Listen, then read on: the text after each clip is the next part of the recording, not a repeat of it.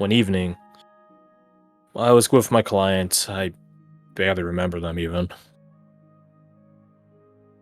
And we were going out in the middle of the woods to have a meeting, which I think you can already see how weird it was. You know, just sell goods in the middle of a swamp. Even if it's the twins. Twinsies don't really trade anyways, right? I go out with them, and the trade happens. Pretty cut and dry, honestly, if my memory serves me right. Talk terms, show money, shake hands. Really, really easy stuff. All the terms were talked on previously, showing up in the woods. And I thought it was just going to be another easy job. But then suddenly, we get ambushed. And I honestly don't know who was the one ambushing us. I don't know if it was some other group or if they were with the people we're trading with trying to get one up on us. I don't know. What I do know is I got taken out, knocked unconscious. He starts chuckling himself. I don't even think anyone was aiming at me. I think a rock just happened to fly by and hit me in the head.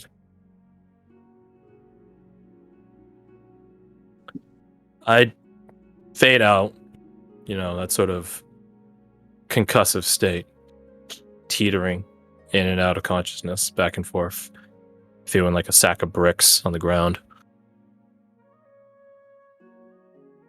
My client sees my gun in my hands. He takes it. He grabs my belt too. Takes my ammo. And this guy, he rubs the back of his neck. How to put it? All right, I'll just be blunt with it. He's a butterball, all right? He had no business being in a fight. I think I smelled piss and shit on him during the midst of it. He was freaking out. But he's seen me use my gun before.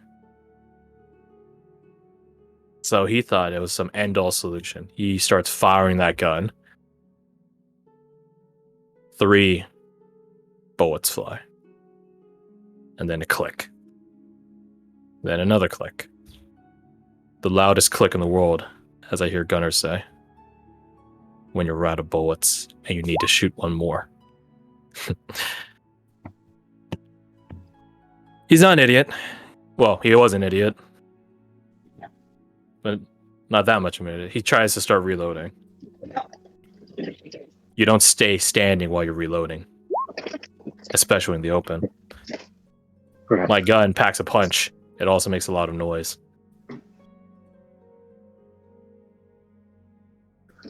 Wasn't 6 seconds before I saw him riddled with arrows. And he falls on top of me. I black out again. Probably from his weight hitting me.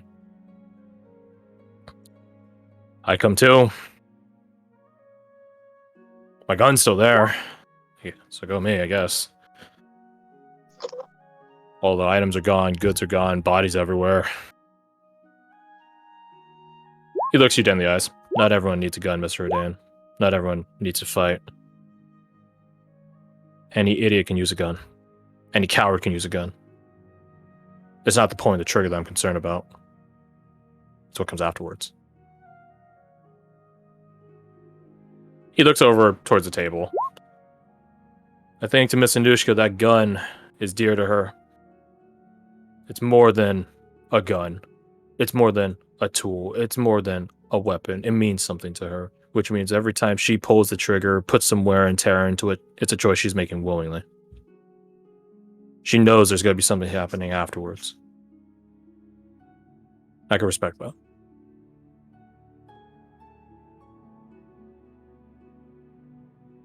You see. And that was it for you. As far as being a gunfighter. Being a gunslinger, yeah. I'm wrong. I still have my weapons on me if you don't see them. I just don't go advocating it. I don't go working on jobs where I'm supposed to shoot people anymore. Just leaves a bad taste in my mouth. In a way, I'm happy working with Lord Coltarg, not just because of money. That is pretty great, but He has that abandon, that Right. bravado. He completes it. He has what you no longer wish to have. He can have it. He can have it. And I'm happy to keep him around, keep his sights on where they should be. Although I think Sir Levant does have plenty. Which is also a nice thing working for Coltark, having an actual angel walking next to you. He still really creeps me out, though. He turns to look at Sir Levant, and it's like a repeat of like 10 minutes ago. Sir Levant's just looking eastward like a statue, and then suddenly shoots his head to look at Abel. Don't know how he does that, but I'm just gonna chalk it up to divinity. Sir Levant just nods at him, and then Abel just nods back. Yeah. Whatever happened to that thing he gave you, by the way? That mask? I ended up using it. You did? He looks you up and down. Impressive. I was asking Sir Levant about it. He nods. That was like a fragment of a mask from Seshub, is what he told me. You could have lost yourself into that thing. Stop being you, be someone else forever. No fixing it, no nothing. I guess except maybe a divine intervention by Multiface Seshub himself, but I don't trust Seshub to be that courteous. Yes, I don't think we should be expecting that anytime soon. What makes you say that? Because of working with Felgod? I don't think so. No. Because it is Seshub. He holds up you right hand.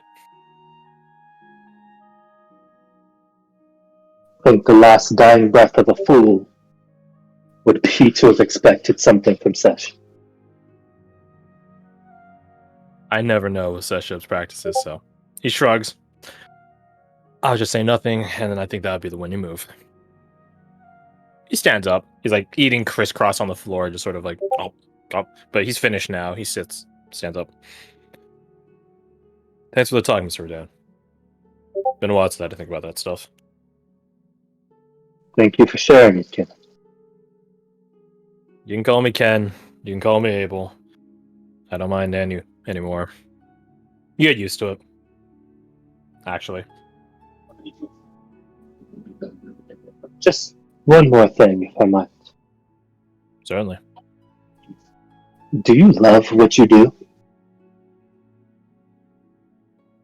Love. You think on it?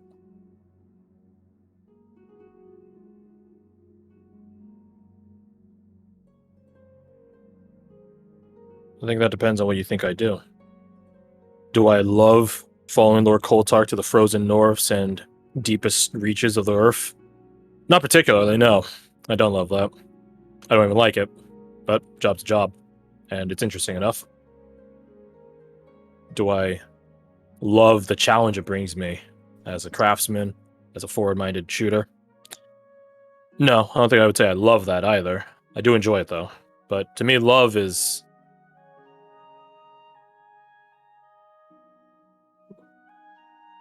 something you think of. It's something you feel. That drive, that sudden drive to keep going without any previous thought. Love is... He looks over at Amber and Anushka. Love is that fool getting drunk over there, trying to be amusing for her girlfriend. Love, he points over at the table one, so to speak, the top table, is surging forward with reckless abandon for oneself, for one another. Not because they're better than you, the person you're saving. Not because they deserve or you don't. It's just something you feel and you gotta do. Do I love the things I do? No, I don't think I do. I enjoy it. Immensely so. But I don't think I love it. And I think there will be a time where I'll have to stop, and the fact that I don't love it is all the better. think he just like looks at him, realizing he saw right through the question he was asking. I see. Thank Okay, Mr. Adain. You want to know something that I think would prove I love it all? I get to What's that that, point. Kenneth? I get to that point where I should retire. I should stop. My hands aren't what they used to be. I'm missing an arm. I don't know what happens in the future. I don't have magic powers to do that. I get to that point, and what would prove my love for the craft is if I get to that point, I realize I shouldn't do it anymore. I say fuck it and do it anyways. And then that love gets me to do other things. I'm missing an arm. I get a new arm. Regrow it by magic. Get those fancy robot arms that I keep seeing. My hands are weak. They shake. I teach someone else. They become my hands. Maybe better. That's when I know I'll love the craft. When I Just don't think looks about over it. to Anushka reading the book.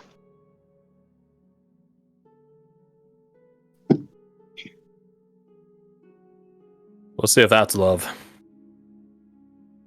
If anything, I think that's a symptom of it. Perhaps you're right. But that means there is something she loves, and I can respect that. I would trust the wisdom that age has afforded you. I'm not that old. He walks away.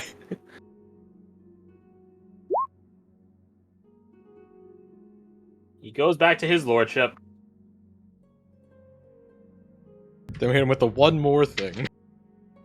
Does anyone hit Abel with the one more thing? You Well, guys really gonna curse him like that? Actually, Zal decides to talk to Kenneth now. Hey, Shorty! I mean, one Alright. arm wrestle. From one scene to the next. While Redan and Kenneth are having that conversation, what are the rest of y'all liking to do? Still waiting for Brendan to make Amber's drink float.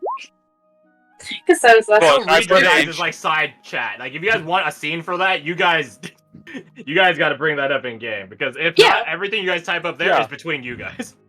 Yeah, I was just waiting for a good moment to bring it up, which is now. I will do that. I will subtly as I can, without using subtle spell because I don't have that, cast Unseen Servant. Roll stealth. Amber is distracted. Get a bardic die. okay. Oh wow, she's very distracted apparently. Not too surprising. She's probably poking various parts of Anushka's face. Probably. She's rubbing your horn and being like, "Can you feel this? Like, what does it feel like?" Rubbing her what, sorry? Your Horn. forehead. Horns. Oh, Your horns. horns. Oh, right. She's like, You "What know, does it feel like?" tinkling. I mean, I feel Can the you feel this? vibrations. I feel the vibrations in my forehead, I suppose. Do you like me. it? Is it bad? Should I stop? It's a bit weird. I This guess is it's nothing else. this is a conversation you two should have in private. No, this is good information for social Faux park? fuck ups in the future. And in fairness, Oriana, my horns do not make me horny. Don't worry. The No, That's I very was just ironic. typing it out. That's very ironic considering the I was situation. just typing it out. Oh, I was so God, proud same that no on the one same did mind, it. to be honest. You cast No, I was- Unseen Servant, and it begins going over to Amber's drink. I will I will peer around this side of the table to say something to Amber as the Unseen Servant moves this way around behind. And I'll just go, Amber, mine don't do that either. Okay, but I don't date you, so. It's No, less but important it just happens to be a coincidence that people to me. with Are you horns even don't get considered a horny. tiefling? You look too like human. I don't know a what I tiefling. am. Well, then that's a different thing entirely. As my uncle says, when you do these experiments, you got to keep variables the same except one of them. That's the experiment part. Well, have to the look at variable shoulder. is Want to people with experiment? horns. So we're going to experiment with lots of different tieflings and one human? I don't really want to be experimented on. Are you a swinger? What? What's that? What? Oh, You acquire I'm not Amber's explaining drink. this. Yeah. You And acquire fork. Amber's drink. And fork. I was requested fork as well. And you took her fork. It just floats up behind Amber, so everyone else could see it. I just dupes it along the table. Amber goes to grab her drink, realizes it's not there, goes to grab Kasai's drink, and then stops. And then looks at Kasai. You said you want to get drunk. I don't want to get drunk anymore. What? Kasai just slides her drink over to Amber. Have fun. No. I'm not taking your drink if you're good. Like, she slides it back. That's yours. She goes over and takes Anusha's drink. Oh, no, I was drinking that. Oh, you know what? She sets it down. How'd my drink? I don't know. You drunk it? Brendan whispers to Silas, "Now what?" Lexer just slides over her drink. There it is. You are the best. You save my life and you get me drunk. What are you doing? Lexer has a bunch of small stones laid on some random pattern on the table. Small, jet black river stone, like smooth stones that have like cracks of like not gold, but like some sort of shiny metallic substance. Sort of like the Japanese pot repair thing. Yeah. Someday I'll Yeah. remember that fucking name. Does I it think look that's like two natural names, to right? the stone, or like it was added to No, it, like it's, that Japanese thing? Oh, I see. Yeah. Roll your I Arcana. remember the art style. I can't remember the name of it, but I remember it. Roll your Arcana. So Jor is also curious. Can I join in on that? You can roll Arcana. Please don't roll as bad as I'm about to. So Who are anyways, you those asking are again? rocks, man. Hey. How? How did you almost roll as bad as I did? Well. How close are you? Can you're I far. do it? Guess you had to say it, Garth. Oh, wait. Let me check this sheet. You can roll I too, don't yeah. know, man. I think it's a rock. That's 15 feet. Wait, Right. no. Is that right? As well. You guys got Arcana. Yeah. Oriana's just like looking in her drink, sees a rock, Completely like, oh, average. shit, looks back in her drink. What? That's a Wow. shame. Hold on. Holy shit. on. It's None of us Hold know. on. Wait a 30 moment. feet. Oh, okay, cool. Okay, so interesting. Okay, well, Able can actually affect two of you then. Deep, re-roll that. If you got another one, then there's no saving you. You cannot be hacked. Okay, well, you didn't get a 1, but it's still bad. Yeah. And since you are within half that distance, not half, so you got 15. So Jar, what is your intelligence score? The score. 10. I don't think it's... 10. So you actually have a 12, technically. Oh. Because that's Abel's passive. Oh. If you're within 30 feet of him, you automatically reroll ones. He doesn't have to use a reaction. If you're within half that distance, he could force your roll result to your score instead. Nice. I don't have it typed out in his sheet yet, but I have it labeled in my design notes as brings out the best in you. Oh, That's nice. that's sweet. Mine would go down. I don't think a 12 would save Well, him. you're not in range anyways. Yeah, that's why I'm glad.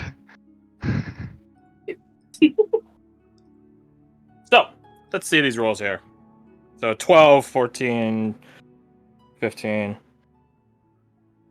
This is not natural to the stone. No, these are made. Not manufactured, because that makes it sound like a bit like some mass production, but they were made. They're crafted. And she's just in the midst of... She's been doing this like periodically throughout dinner. She still eats, although the eating is the side part. This is the main part. She'll grab all the stones, shake them in her hand, and then just sort of let them scatter on the table within like a certain area. She's just like bouncing across the whole table like she's playing craps or something. She has her own little Yahtzee board. Yeah, and it's a pretty obvious thing because how the stones rattle against each other, and then the bounce on the table, like rolling dice on a table. And then every time she just stares at them intensely, notes their pattern, and then does it again, over and over and over again. Kasai makes no mention of it. To Kasai, it's utterly normal. To the rest of you, I think it depends from person to person. Weird magic. Cool. Is it magic? What are you doing? I've been doing that for She's a not few even- minutes. She's like, it doesn't even notice you. Like she's like so like intensely fixated on the stones as she does it. I don't want to interrupt. What's the worst that can happen? She's doing it at a dinner table. I If just she don't wanted wanna be privacy, she could rude. there's so many other places for privacy that she could go to. Yeah, but I just don't want to be rude and try to pressure it, as well as she could probably hear us talking anyway, so it's just multitasking or Stage. something. Plus separate is mandatory, so She did slide me her drink. we did. Lexer gets a smirk at that. See? She's fine, just ask her. I did! And then she didn't say anything! Ask her again. Now Garth doesn't want to. Are those obsidian or are they onyx or something else? They are. Let's see. I need to double check the difference between these two things. I think Vadasky has to Obsidian. jar try They to are start a jet. conversation. They are jet. Ah, Jack. There's a rock named Jet? Yeah. Huh. Yeah. It's not the drug from Fallout. He also I was doesn't thinking more walk of the around with a bit character of from grass in his Tolerance. knife. She collects her stones and then turns to look at you, Oriana. I didn't respond because I was busy reading the stones. And she collects them all up and puts them in a pouch. Like a dice. Like a dice patch. What was your question? Oh, I was just curious what was happening there, and you kind of explained it. Kind of? How do you where, huh? How does that whole thing work? Just as a general wave of the hand. Slightly drunken wave of the hand. You read the stones. Simple as that. You see patterns. Although I have been told through my times that I don't... How to say? Other people don't see the patterns as I do. They're a bit more Then what do you clear read? to me. Less so for others. So, is that like fortune telling? I suppose you can call it that, yes. But how do you figure out what patterns mean what? Is it specific or is it vague? They correlate to stars. Stars in the sky. Stars in the abyss. The void between That's- worlds.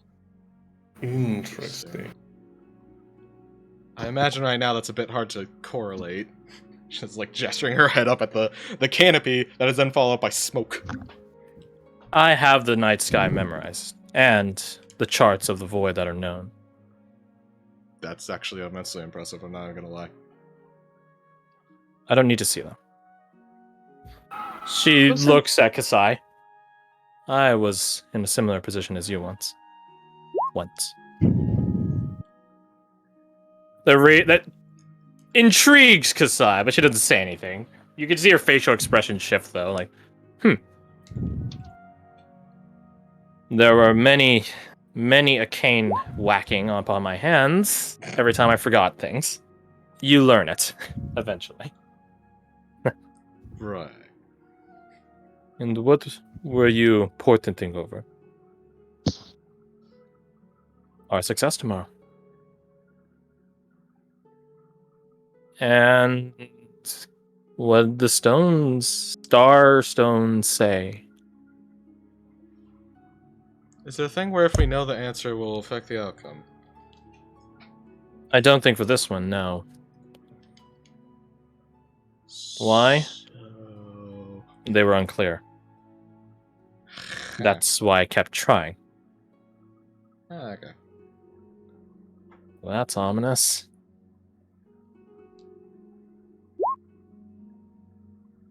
Silence. Yeah, no, because I don't think that's. it's a thought process of things aren't always set in stone. Ironically enough. Well, if you think about it, it's actually not that ominous at all. Because if the outcome was certain, that would mean, one way or the other, one side absolutely wins. I'd That rather not have a being the rigged case. bet in our favor, though. I see, but Well, silver yes, linings. but at least we do have a chance, right? I mean, Lexer we have nods a at legendary knight and the teacher of one of the most prestigious competitive schools in the world. If we don't have a chance now, then we're screwed anyways. I would say so. Also, the 7 or 3rd. Uh, But I don't know their competencies or their history. When hey, Look, sure, this might be a little out of nowhere, but does the iridescent nocturnal mean anything to you? It does not. Fair enough. I was told about it by Lyle. He wanted to see if I knew anything. I didn't. Hmm. I'm less concerned on mortal abstractions of the stars and their concepts and devices. More on what the stars actually are. That's where my tutelage lies. When you have a theory? There's no theory to be had for it. The stars are what they are.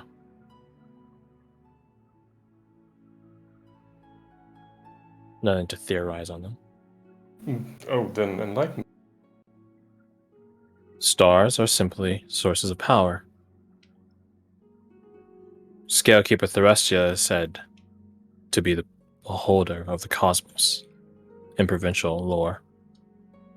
Voidic lore says that stars are beacons in the void. And then theories change on whether they allure or push away the darkness.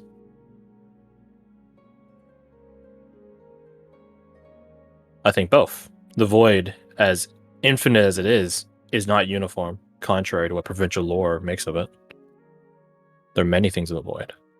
Some hate the light. Some are drawn to it. They want to snuff it. But they never do. They never can, or if they do, it's a very slow-going process. Sometimes stars go out, fair, but stars also come back. Or new ones are formed. And I believe that is where the domain of Scalekeeper Therestia lies. Ah. I don't know how, and I don't really care to. I have heard some theories as well that the Myriad and Matrale also have a hand in stars, but I haven't heard enough to confirm or deny them. Regardless, stars are what they are. They are things of power in the dark, in the night. That actually makes a lot of sense. Thank you. She bows her head in gracious acknowledgement. I have a question. Don't the stars move depending on time and location as well, though? Do they? I don't know. I've noticed them being in different places at different times, but that might just be me being dumb and not recognizing them. It could be us moving. Exactly. Such a silly idea. Why would that be? We do move. We are one world adrift in the void. That's why you see stars move. We are one of many worlds adrift in the void. Not all of them are habitable. Not all of them can even be accessed. You mean like the Fey world, or is that different? The Fey Wilds are adrift in the void as well, anchored to our own. Many worlds are anchored to ours. Much more so, say, 2 decades ago than now. Rather, inversely, much more now than 2 decades ago. Do not misunderstand, though. When I say anchor to our world, I do not mean there is some sort of tether, magical tether that connects us. That is just simply how things are. In the same way, you are all connected to me. I'm not holding you. You're not holding me.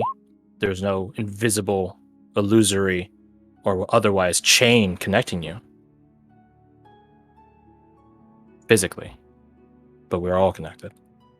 I think I have the perfect prop to illustrate. I take out my Chad Lion gem and I put it on the table. You got the Chad Lion gem.